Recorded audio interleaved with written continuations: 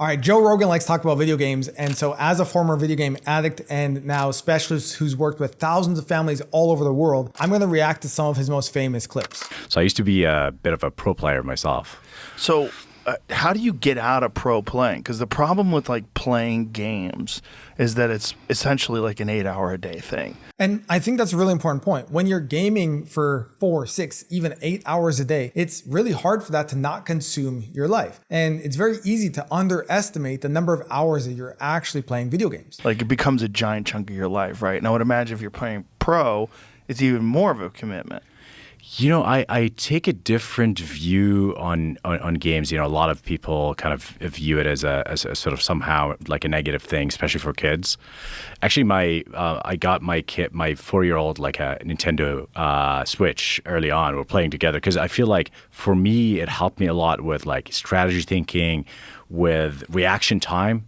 I think like gamers tend to think really fast. Now, what this guy doesn't mention, all respect to him, is that he did not start playing video games when he was 4 years old. And so having his kids start so young, even if it was something that helped him learn to strategize and really be able to work on his hand-eye coordination, he didn't start when he was 4 years old. And so starting his kid off at 4 years old, he's not necessarily aware of what the long-term implications of that could be. Now, hopefully everything works out for him, but definitely something to keep in mind. They've done about surgeons? No, tell me. Surgeons that play video games regularly are much less likely to make mistakes. Well, I totally believe it, yeah. Something in the neighborhood of 25%. Is that what it is, Jamie? Something like that? Now, this study does find that if you are practicing certain video games as a surgeon, it can help you with your skills as a surgeon. Now, it's really important to note that being a surgeon is a very specialist skill. And so that already kind of eliminates a huge number of the population of this being that relevant to. But also nowadays, technology has advanced so far that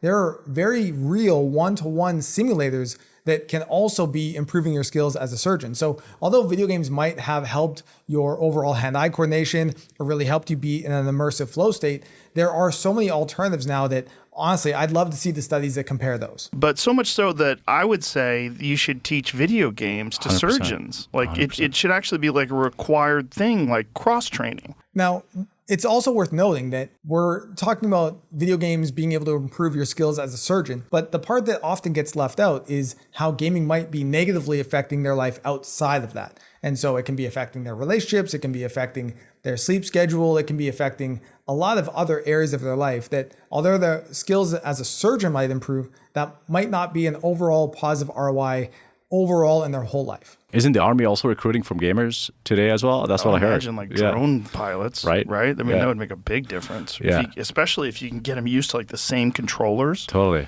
You know, because, you know, those controllers kind of become a part of your hand. Like, you know exactly where all the buttons are. And right. If you're a kid that's playing fucking Counter-Strike or whatever it is, Call of Duty every day. Totally. I would imagine that just becomes dexterity. Second nature. Yeah. Now, why would the Army be trying to recruit gamers? Well, first of all, the Army is interested in recruiting young men. And where are young men hanging out? They're hanging out online as gamers on platforms like Twitch. And so if you want to reach them, you're going to need to start to appeal to gamers. Now, can gamers overall be effective in their role within the Army? Sure. There's definitely things like better dexterity. And as a drone pilot, you are used to that immersive flow state. So that actually might be a beneficial skill. But overall, the Army is recruiting much more young men, and they're just trying to appeal to gamers because that's where young men are hanging out now. What is the thing with surgeons? It's nuts, right? It might be higher than 25%. It was a very particular kind of surgery, though, too. But it was like, I mean, they're almost used. Yeah, but that they were making less mistakes. I don't think it's entirely negative. Because I love games. I love playing them. But I love them so much that I don't play them. I love games so much that I can't stop playing them. But they also have a lot of benefits. Because I know I don't have any time. Quake is your favorite game, right? Yeah. So here, 37% decrease in errors. That's wild. 27% faster task completion time. That's nuts. And so those guys grew up playing video game, or did they get them on video games? It says more than 3 hours per league. Often when we were looking at studies that, for instance, came viral about 10 years ago around kind of being able to play those brain training games, what was eventually found was not that those games actually helped your brain become stronger. What happened was the more you played these games, the better you got at them, the more your brain understood the game. So your scores on mental cognition had actually improved. It's that you got better at the game, not that your brain actually got better. And so it wouldn't surprise me overall if when we look at this study that them playing this kind of simulated experience also helped them get better at the experience and not necessarily overall just be better when it comes to their skills as a surgeon. So like that, I mean, imagine something that you, like a pill you could take that would give you a 37% decrease in errors and a 27% faster task completion. Right. That would be an incredible pill. Yeah. Like you would make every surgeon take it. Did you take your video game pill before you do surgery? Hey man, don't operate on my fucking brain unless you take your video game pill. You know, that's next time I need to have a surgery or whatever, I'm just going to ask the doctor if they're a gamer. How much do you game, bro? I have a lot of things that I'm much more interested in when it comes to if you're going to perform surgery on me than just whether or not you were a gamer. But Jamie and I were talking about the one thing, and maybe that's kind of showing our age a little bit, but the one thing that's kind of like a little weird / I don't know, somehow like a little dystopian is the whole streaming situation where like kids are not like playing the game, they're like watching someone play the game. Yeah, that's not good. Nowadays, the research actually shows that people play just as many games as they do watching other people play games. So if we go back to playing games for 8 hours a day, actually most likely you were only playing games for 4 or 5 hours a day, but then you were also watching streamers at the same time. And often I also get this comment on my TED Talk about how people are watching my TED Talk on video game addiction while also playing a video game at the same time. And that multi-screen use, that overstimulation definitely has an effect on people. So often what's happening is you're not just playing a game, but you're also watching it, and that level of stimulation is just not really that healthy for you. But for me, whenever there's like a lot of chaos in my life, I look at what can I control. Right. And typically diet is the first thing. Whatever it is, I'm like, I'm going to go carnivore, I'm going to go keto. And the fact that I can control that and enforce discipline on myself kind of puts me at ease, and I feel like I can control the other thing in my business, family, or life.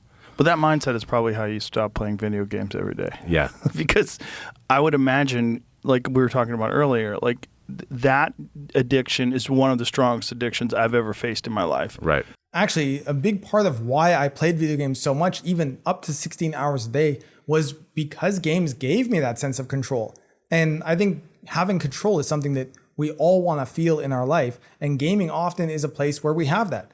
If someone's being mean to you at school, you can't really control it. But online, you can just block them, move to a different game, move to a different server. And for me, when I was being bullied a lot in school, gaming gave me that safe place to be able to actually control my experience.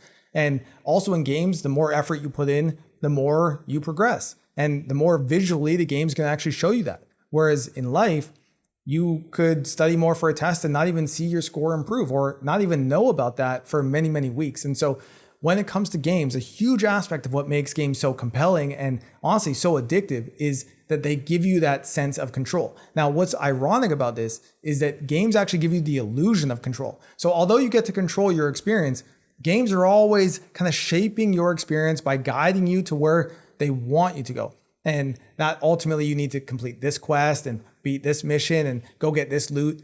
And so you're not actually as in control with the game as you think. It's just you have control about whether or not you're doing it. And if you put effort in, you know you're going to see success. And in life, it's just a lot less predictable than that. The strongest addictions I've ever faced in my life. Right. Like when I was if I would be talking to people and the conversation was boring, I'd be like, I could be playing Quake right now. Right. Like, why am I here having this boring ass conversation where I could be launching rockets at people and having a good time?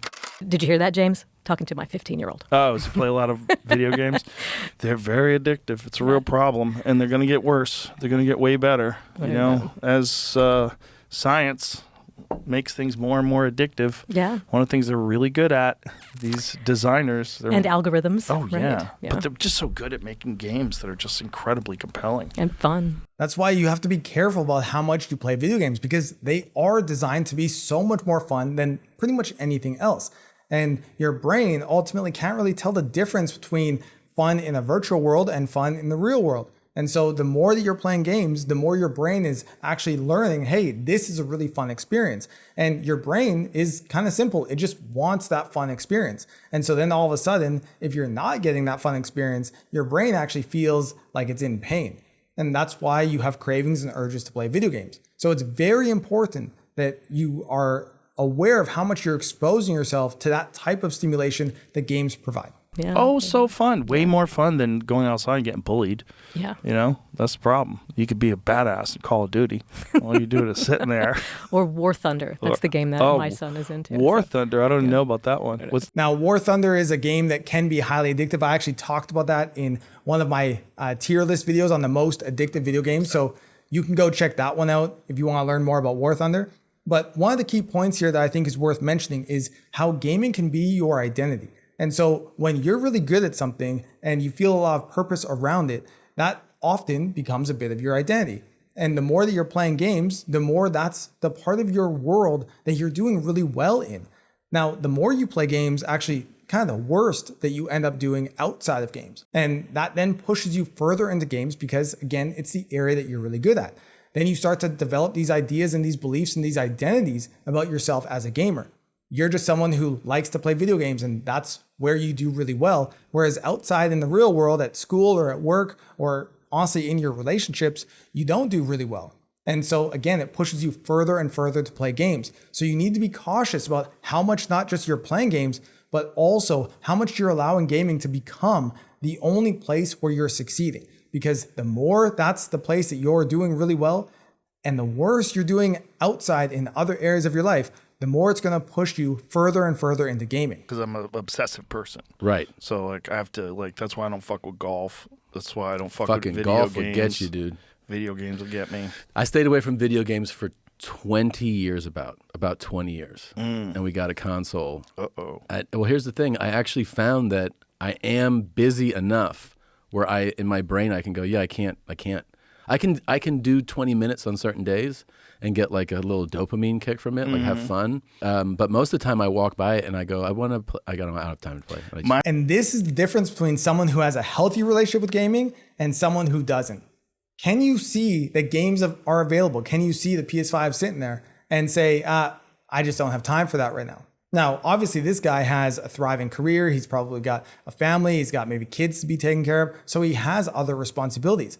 But the reality is that if this guy started gaming earlier in his life and he allowed gaming to take control of his life, he might not have this career. He might not have these relationships. He might not have these responsibilities because he would just want to play games more and more and more. And so when you have a healthy relationship with gaming, it means, hey, I can play for kind of 20 minutes and I can leave it. I don't need to play for hours and hours and hours. Now, the game that you select does have a big impact on whether or not you're successful with that. So the example I like to use sometimes is Fall Guys. Now, Fall Guys is a cute little game that gets boring after about 20 or 30 minutes. Whereas playing a game like World of Warcraft, I can't play that game for less than 4 hours a day and even feel satisfied. And so the game that you select to play does have a massive impact on how much it draws you back into it. The problem is if I put that 20 minutes in, I'll be up till 5 in the morning. Yeah. And the reason that Joe's saying this is because he's playing Quake, and games like Quake that for him are more competitive and more FPS style and have a lot of achievement within them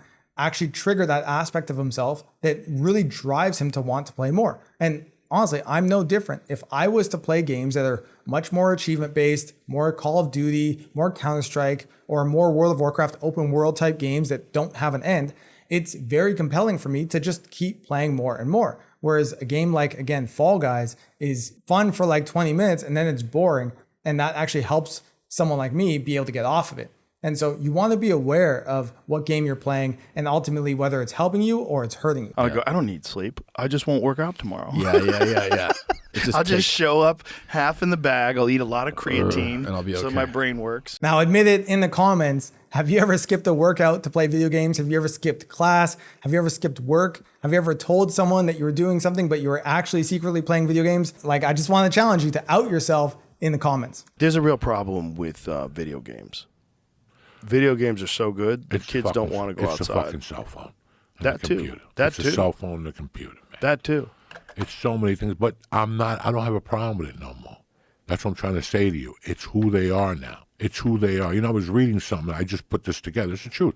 Remember maybe a year ago, they were talking about how low testosterone in these people? Yeah. Kids don't play no more. Well, they don't play. They don't go outside. They so don't get run. any They don't sunlight. jump. They don't jump. And then they're eating garbage. So what do you think the testosterone levels are going to be? And they have plastic in their brain. This is a real problem, by the way. The testosterone rates for young men compared to historical levels have been dropping for many, many decades. And it obviously makes sense. A very sedentary lifestyle where we're not kind of going outside as much anymore. We're not playing outside in the sunshine. We're not exercising as much. That's obviously going to have a big impact. Also, the diet that we eat, the food we eat, the challenges that we take on, it all has a major impact. And ultimately, if your testosterone is low, it's going to have a huge negative effect on your overall motivation. And what do we see with a lot of young men who really struggle to actually find motivation to do anything other than video games? They just don't want to. They just have no energy. When they're addicted to gaming, they don't want to do anything else. And honestly, if you go get your testosterone levels checked, I bet that you'll find that it's not just about gaming being a high dopamine activity. It's not just that it fulfills all of your needs. It's also that the sedentary lifestyle of gaming has a major negative effect on your hormones. And if you fix those, it can help you have a lot more energy and a lot more focus and a lot more drive to pursue things outside of the virtual world. Then I saw this thing about Call of Duty, some fucking insane statistic about the amount of time that in total that's been played in Call of Duty is like more than human civilization. Like the amount of minutes that people have logged, like millions of people playing Call of Duty, is like, if you put it all together, it's longer than human civilization. I'm not sure exactly what Joe's getting at here, but I appreciate the point he's trying to make, but I think he's a little off on this one. And I've never played a video game. Good. Is that the craziest You'd thing? love it. Stay away from them. They're Really? crack. They're No, crack. I just All right, if you've never played a video game, share that in the comments. never felt the need to sit there on a fucking computer and shoot at people. I'd rather shoot at people for real. I'd rather steal a car for real or roll a fucking drug dealer. GTA in real life.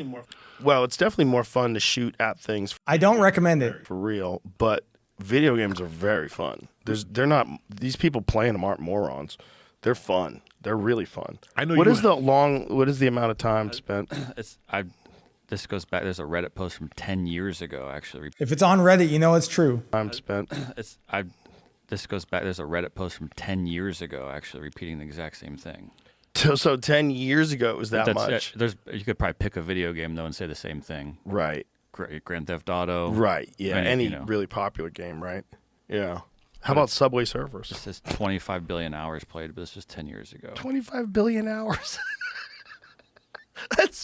That's so crazy. Now, one of the things that you can do that's actually really interesting is to actually calculate how many hours you have playing video games. There's different sites, I'll put them in the description, where you can actually input your different usernames and on the different platforms that you play, and you can calculate how many hours that you're playing. Now, I spoke to a gamer just a couple days ago who had 6,000 hours in RuneScape.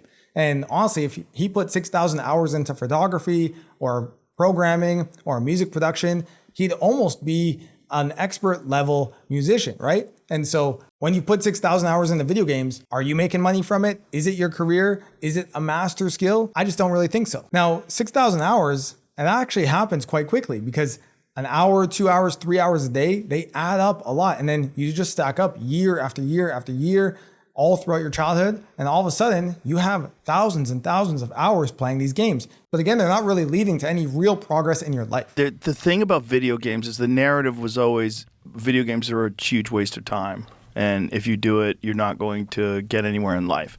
The problem with that is now people make a lot of money playing video games. Some people. And they've also shown that there's some benefits from video games that leak over into other things. It depends on how you play them, and it depends on how much time we're talking about. If you're just playing casually here and there every couple days, hour, 30 minutes, whatever, obviously it's not a waste of time. It's like watching a movie. But a lot of people aren't playing that much. They're playing 4, 5, 6, 8 hours a day. I was playing 16 hours a day. Obviously at that point, it's a waste of time.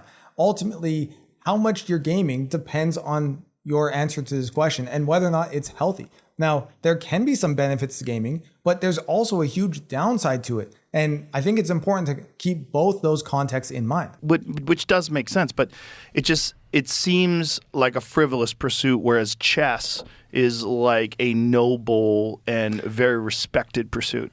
For me specifically, it was probably a good thing that made me just sit and focus on chess rather than do all sorts of other things. I mean, Magnus Carlsen himself is saying that it's good that he was able to actually focus on chess and play chess because that's where obviously he had tons of talent in. Now, imagine how many kids out there right now have that natural talent, not just for chess, but for anything. It could be for music, it could be for programming, it could be for art in some way. But instead of actually spending time developing their skills in that, they're just stuck playing video games all day long and watching TikTok videos. And I think that's a huge part about where this issue really affects people is it's not always that gaming or TikTok or whatever as kind of a moral activity really is that important of a question, but it's more about what it actually takes away from. And I know for me, looking back now on my life, I wish I spent my teen years DJing and working on music production and learning different instruments, because as I've got older, I've learned how much of a natural passion and talent I have for that area. But I never actually spent any time developing my skill in that area because all I was doing was playing video games. And so right now, you might be saying, well, video games are just what I like to do. It's just a hobby I have. It's just my passion. And my question to you is, well, how much have you actually spent any time doing anything else? Okay, sure, you tried learning an instrument for 30 minutes, but you never put 3,000 hours into it. Okay, you have learned to draw a couple stick figures, but you haven't spent thousands of hours actually learning how to draw. So you don't really know how much of a passion or talent level you have for these different things because simply you haven't really put that much time into it. You've tried drawing for 30 minutes, but you play video games for 3,000 hours. Obviously, you're going to have a very different level of passion for one than the other. And so ultimately, the way that gaming really affects your life is that it takes any time or attention or focus or drive or effort that you could put into other things that actually might be your true passion in life. And instead, you're just stuck there playing video games, of which you're doing the same things over and over and over again that make you feel like you're winning, but outside in your life isn't that good. And so then it pushes you more into gaming because, again, it's the only place that you're doing well. So I really appreciate that Magnus shared this because imagine if he didn't spend all that time playing chess and instead he was just gaming.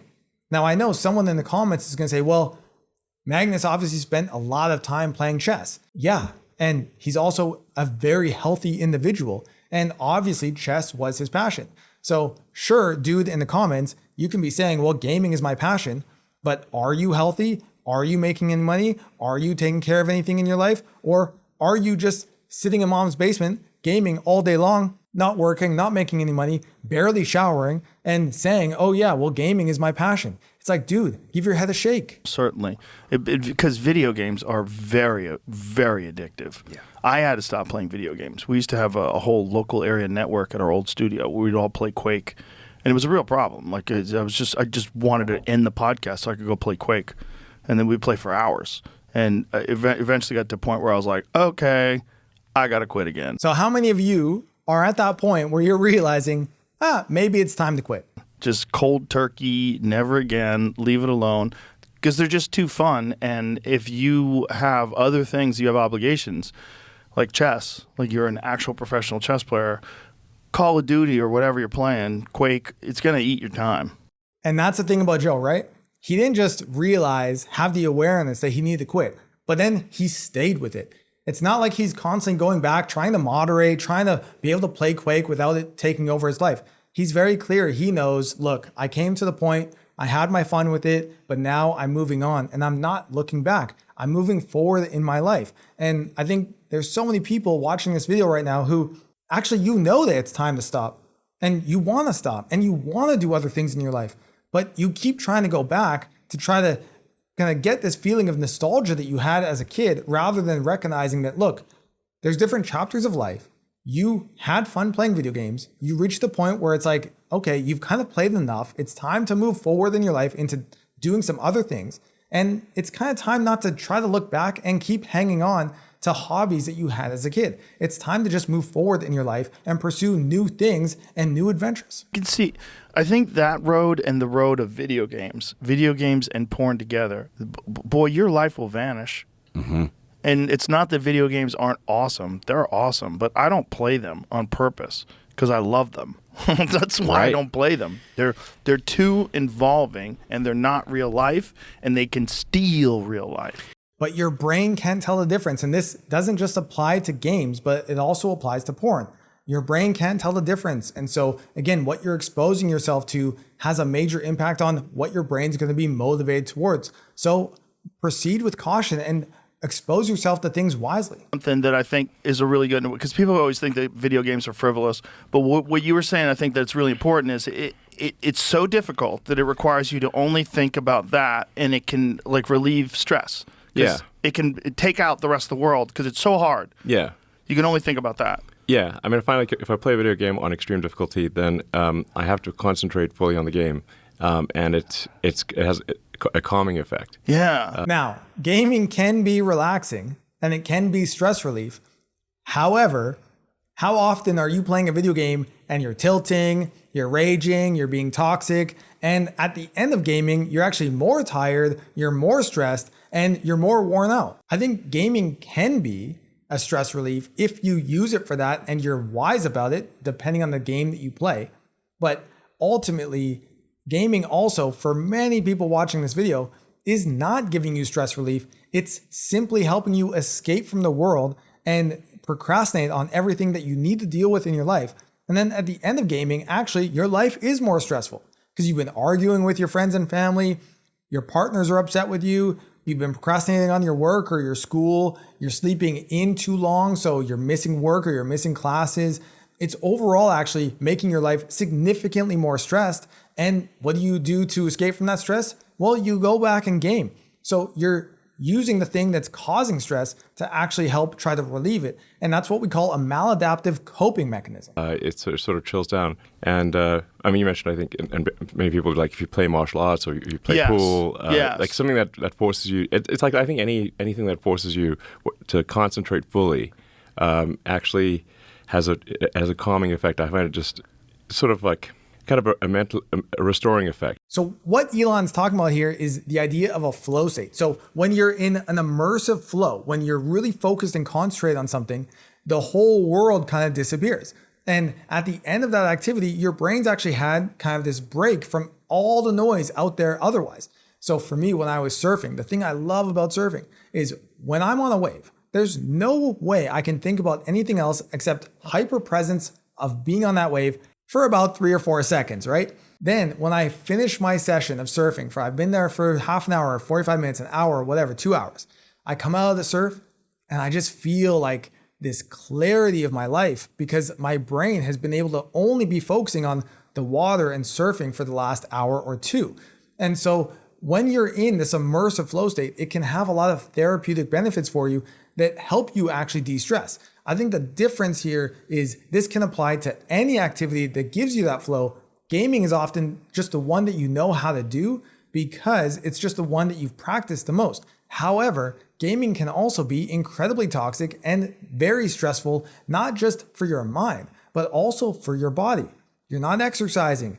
In games, you're having a lot more adrenaline. And overall, it's actually impacting your body significantly more than you might think. It's certainly often impacting your sleep, which is then leading you to being more stressed as well. And so I think the overall point here is that the immersive flow that you get from any activity can be positive for your brain to have a break. However, I think, in my opinion, using gaming to get that comes with all these risks and all these other consequences that honestly, I just don't think are really worth it. Yeah, it's like, it's good. Jiu-jitsu's like that. If you think about like StarCraft or any game like Quake, any game where a lot of people are playing, to rise to the top, you have to be exceptional, period, as a human being. Yeah. There has to be something exceptional about you. Yeah. Actually, if I mention Quake, I agree with that. I was one of the world's best Quake players. I know we talked about this. Yeah. I loved Quake. Yeah. I in my final semester in college, I probably put more time into Quake than all my college classes. But for me, the intensity of video games is hard to beat. Yes, and people dismiss it because they think it's just a waste of time. But we're showing like real world benefits of people playing video games. Yeah. If you want to be a drone operator, it's the only game in town. Yeah, I mean, absolutely. You have to get really good at video games. Yeah, for sure. So, in fact, I can actually tell like what my mental acuity is if I play a very hard video game. So if I'm trying to sort of get like an extremely good clear time in Diablo or something like that, or any, a first-person shooter, whatever the case may be, like if I can tell that I'm tired or my brain's not working as well as it should. It's like a mental calibration. You can tell immediately, like how good is your mental state? Right, right. So it's like if you're trying to play really well, like if you play late at night and you're tired, you just play badly. I think the other thing about Elon is obviously we need to mention that he has a ton of things going on outside of gaming in his life. And so it's really important when you're hearing Elon talk about gaming and how it's good for him or it helps him or even how there's downsides to it. Ultimately, it's all in this context of he's got lots of other things that he finds a lot of interest in intellectually. He travels all over the world. He's working on epic projects. And so gaming isn't the only thing that's exciting for him. Obviously, he enjoys it because they can be incredibly challenging.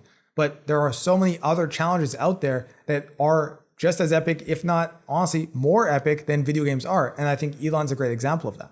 Right. And you can say, okay, you may think that your brain is working well, but it isn't.